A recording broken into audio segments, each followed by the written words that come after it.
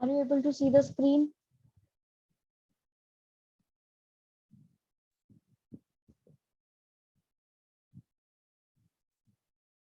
Yes, ma'am. Yes, ma'am.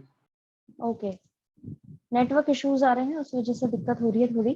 मैंने आपको बस कल का इंट्रो ही दिया था, थोड़ा सा रिकैप दिया था, इंट्रो नहीं रिकैप दिया था कि कल क्या क्या पढ़ा था। डेवलपमेंट के आइडियाज जो है बेसिकली क्या थे, और उड़ीसा वाला जो एग्जांपल है वो आप देख सकते हो कि जो आइडिया है डेवलपमेंट का वो अपने आप में काफी प्रॉब्लमेटिक हो जाता है, क्योंकि अक्सर कुछ लोग जो है वो नहीं चाहते कि डेवलपमेंट हो, और कुछ लोग जो है वो चाहते हैं कि डेवलपमेंट होना चाहिए। वही चीज जो है अब हम इस टॉपिक के अंदर पढ़ेंगे। The example of Orissa shows us that it is not enough to say that everyone wants development. अब उड़ीसा वाला जो एग्जाम्पल है वो हमें यही बताता है कि उससे हमें ये चीज समझ में आती है कि हर कोई व्यक्ति जो है वो डेवलपमेंट नहीं चाहता। पर development has different meanings for different sections of people. Development के कई अलग अलग मतलब होते हैं अलग अलग सेक्शन के लोगों के लिए। Development would mean different things. For example, अब डेवलपमेंट के कैसे अलग अलग मतलब हो सकते हैं, एग्जाम्पल के तौर पर समझिए। To an industrialist who is planning to set up a steel plant, to an urban consumer of steel, and to the Adivasi who lives in that region. अब यहाँ पर डेवलपमेंट का मतलब है जो एक इंडस्ट्रियलिस्ट है वो प्लानिंग कर रहा है स्टील प्लांट लगाने की, ठीक है, उसके लिए डेवलपमेंट का मतलब वो है। एक अर्बन कंज्यूमर है जिसको स्टील के बनी हुई चीजें हैं चाहिए, ठीक है, वो उसके लिए डेवलपमेंट है। और आदिवासी जो एरिया में रह रहा है उसके अलग मायने होंगे डेवलपमेंट के। Thus, any discussion on development is bound to generate contradictions and conflicts and debates. इसीलिए डेवलपमेंट को लेकर के जो भी डिस्कशन हो रहा है उसमें आपको अलग अलग कॉन्ट्राडिक्टरी बातें देखने को मिलेंगी जो एक दूसरे से बिल्कुल ऑपोजिट होंगी। आपको कॉन्फ्लिक्ट्स देखने को मिलेंगे और इस पर वाद विवाद जो है वो भी हो सकता है। The first decade after independence witnessed a lot of debate around this question. पहली जो डिकेड थी आजादी के बाद की, उसमें काफी ज्यादा इस क्वेश्चन पर डिबेट हुआ, यानी वाद विवाद हुआ है। It was common then as it is even now for people to refer to the West as the standard for measuring development. अब उस समय भी ये चीज कॉमन थी, जैसे कि आज के जमाने में ये चीज कॉमन है। जो वेस्ट साइड के लोग यानी कि जो वेस्टर्न कल्चर होता है उसको एक मेजरिंग स्केल की तरह देखा जाता है कि हाँ ये डेवलपमेंट कर रहे हैं, यानी कि ये डेवलप नेशन है। फॉर एग्जाम्पल, यूएसए के बारे में बात करें या कोई और कंट्री जो वेस्टर्न साइड में है उसके बारे में बात करें, तो बेसिकली वो हमारे एक आम लैंग्वेज के अंदर जो हम आम हमारी राय रहती है उसके अंदर डेवलपमेंट का मतलब ही हम ये है कि अगर हम ज्यादा मॉडर्न हो रहे हैं तो हम ज्यादा डेवलप हो रहे हैं। लेकिन ये होना क्या चाहिए, अगर हम इंडस्ट्रियलाइज्ड हो रहे हैं तो उस तरीके से हम कितनी टेक्नोलॉजी को अडॉप्ट कर चुके हैं, किस लेवल पे हम लोग चीजों का इस्तेमाल कर रहे हैं, क्या हम एडवांस टेक्नोलॉजी के पास में है या नहीं है, हम इजीली उसको ऑपरेट कर पा रहे हैं नहीं, ये होना चाहिए। लेकिन लोगों का क्या एक पर्सपेक्टिव रहता है कि वो लोग वेस्टर्न कंट्रीज जो होती हैं उनको एक स्टैंडर्ड की तरह लेके चलते हैं कि if they are using more advance technology और they are investing more in any particular sector, तो हाँ वो लोग क्या है, डेवलप्ड है। और अगर हम भी उसी तरीके से चीजें उसी रास्ते पर चल रहे हैं, we are following the same path, तो हाँ हम भी डेवलपमेंट की तरफ जा रहे हैं। ये एक आम राय है। और उस जमाने में भी जब हमें आजादी मिली थी तब भी ये चीज कॉमन थी, ठीक है।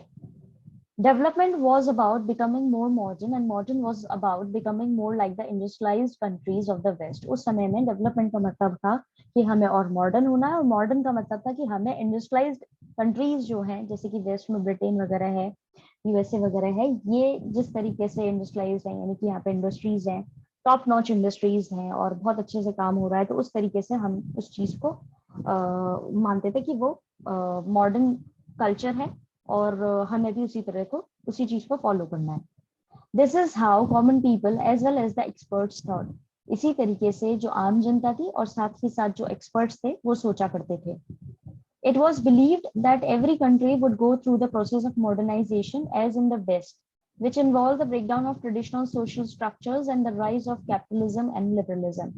अब यही माना जाता था कि हर देश जो है उसको इस मॉडर्नाइजेशन वाले प्रोसेस से गुजरना है, जैसे कि वेस्ट कंट्रीज जो है, वेस्टर्न कंट्रीज जो है वो गुजरी हैं और डेवलप्ड हुई हैं, उसी तरीके से हमें भी जाना है। और हमारा पुराना जो ट्रेडिशनल स्ट्रक्चर है, सामाजिक स्ट्रक्चर जो है उसको तोड़ना है।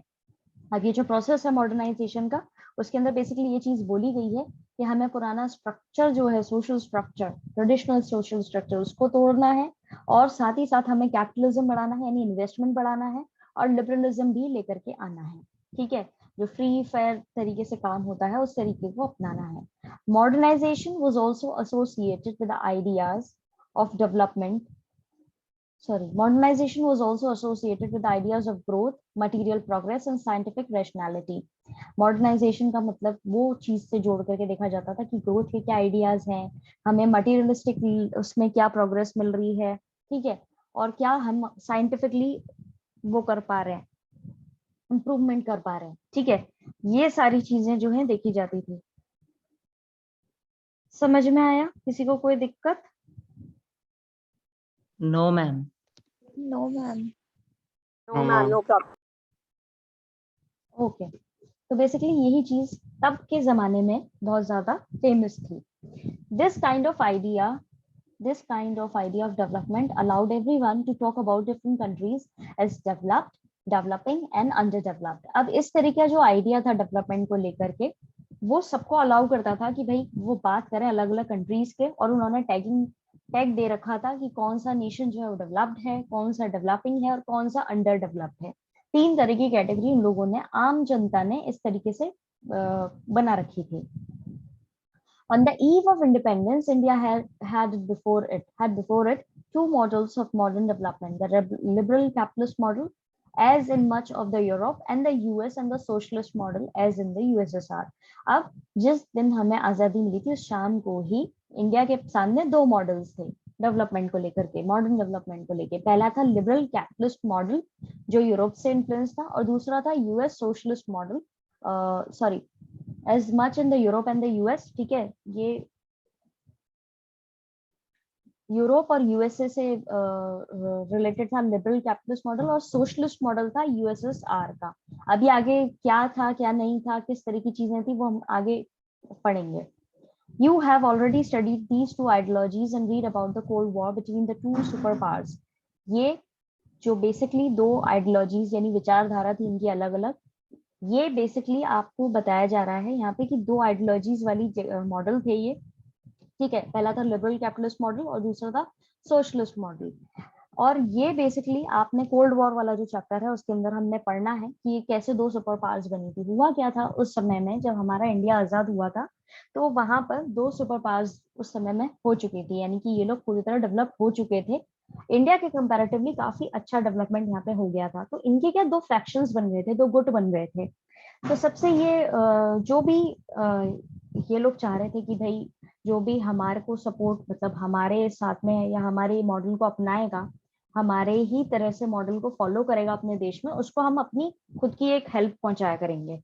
ठीक है, अब वो हेल्प किसी भी तरीके से हो सकती थी, वो फंड्स हो या वेपन्स हो या कोई और रॉ मटेरियल हो, किसी भी तरीके से ये लोग उनको हेल्प करते थे। तो 2 गुट बनते जा रहे थे और जो जो उसको सपोर्ट करता था वो उसका एज अ फ्रेंड की तरह देखा जाता था या उसका एक सपोर्टर की तरह देखा जाता था। और on the other hand India जो था उस समय में आजाद हुआ था, ठीक है, और यहाँ पे इन दोनों के बीच में बहुत ज्यादा कड़ा कंपटीशन चल रहा था, यूएसएसआर और यूएसए और यूरोप के बीच में, कि भाई कौन सुपर पावर बनेगा और कौन किससे ज्यादा एडवांस रहेगा, कि कौन किसका ज्यादा दबदबा रहेगा। ये जो चीज आज भी चली आ रही है काफी समय से, वही चीज उस समय भी चल रही थी। इंडिया ने ये चूज किया था नैम, मैंने जैसे कि आपको बताया था शुरुआत में ही लास्ट क्लास में, सॉरी, कि नैम नॉन अलाइनमेंट मूवमेंट जो था उसके बारे में अपन पढ़ेंगे, तो उसमें आपको पता पड़ेगा कि इंडिया ने ना तो एक सोशलिस्ट उसको सपोर्ट किया ना उसको सपोर्ट किया दूसरे वाले ग्रुप को। साथ ही उन्होंने ये डिसाइड किया कि हमें किसी से कोई एक पर्टिकुलर ग्रुप को ज्वाइन नहीं करना है। ठीक है, हम जो है बेसिकली अपने हिसाब से काम करेंगे, क्योंकि किसी एक ग्रुप को भी ज्वाइन करने का मतलब ये होता था कि दूसरा जो ग्रुप है वो आपका ऑटोमेटिकली एनिमी बन जाएगा। ठीक है, क्योंकि इन दोनों के बीच में तो कंपटीशन चल रहा था इसीलिए। तो यही चीज आपको देखने को मिलेगी कोल्ड वॉर वाला जो चैप्टर है उसके अंदर, की दोनों सुपर पावर्स जो है किस तरीके से अपने आप को स्टैब्लिश करने में लगी हुई थी। There were many in India then who were deeply impressed by the Soviet model of development. India में भी कई सारे ऐसे लोग थे उस समय में जो पूरी तरह से सोवियत मॉडल जो था डेवलपमेंट का उससे पूरी तरह इम्प्रेस्ड थे। These included not just the leaders of Communist Party of India, but also those of Socialist Party and leaders like Nehru within the Congress. अब जो सोवियत मॉडल जो था डेवलपमेंट का, उसको जो सपोर्ट कर रहे थे, उनमें कई सारे लीडर्स जो थे वो कम्युनिस्ट पार्टी के थे, और कई सारे लीडर्स जो थे सोशलिस्ट पार्टी के थे, और साथ ही साथ नेहरू जो कांग्रेस पार्टी के थे, उनको भी यही मॉडल जो है वो काफी सही लग रहा था. There were very few supporters of the American style capitalist development, और बहुत कम लोग सपोर्ट कर रहे थे अमेरिकन स्टाइल जो कैपिटलिस्ट डेवलपमेंट था, यानी लिबरल कैपिटलिस्ट मॉडल जो था, उसको सपोर्ट करने वाले बहुत कम लोग थे.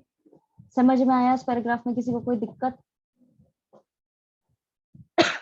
No, ma'am. No, ma'am, no problem. Problem. Okay. This reflected a broad consensus. Consensus का मतलब होता है आम राय. That had developed during the national movement. इससे एक broad consensus, एक आम राय जो है उस समय में डेवलप हो रही थी नेशनल मूवमेंट के दौरान.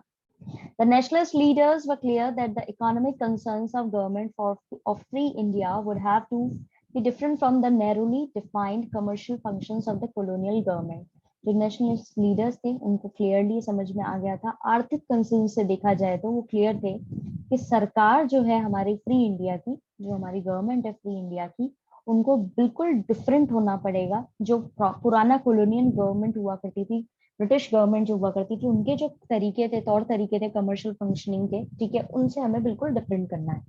It was clear and moreover that the task of poverty alleviation and social and economic redistribution was being seen primarily as the responsibility of the government. वो clear था उस समय में, और सबसे ज्यादा उसको इम्पोर्टेंस दी जा रही थी कि हमें गरीबी हटानी है पूरी तरह से यहाँ पे, और सामाजिक और आर्थिक रीडिस्ट्रीब्यूशन करना है.